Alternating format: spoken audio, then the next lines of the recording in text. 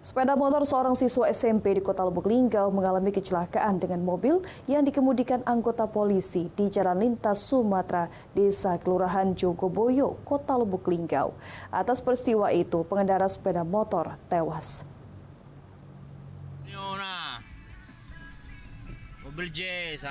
Akibat kecelakaan maut tersebut, korban Repi 15 tahun yang merupakan salah satu siswa SMP negeri di Kota Lubuk Linggau tewas di lokasi kejadian setelah mengalami luka di bagian kepala dan tubuh lainnya. Kejadian maut ini terjadi bermula korban dari rumahnya Petanang berboncengan dengan temannya Sahril hendak berangkat ke sekolah.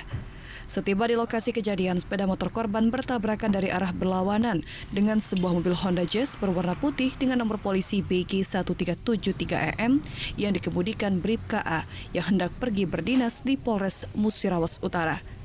Korban Revi terpental hingga tewas di lokasi kejadian, sementara temannya Syahril mengalami luka-luka dan harus dilarikan ke rumah sakit di Kota Lubuk Linggau. Selanjutnya korban Revi usai disemayamkan langsung dimakamkan di tempat pemakaman umum Kelurahan Durian Rampak, Kota Lubuk Linggau dengan diantar keluarga dan teman sekolah. Heri Haryanti, ibunda korban berharap agar pelaku yang menabrak sepeda motor anaknya dapat diproses sesuai hukum yang berlaku.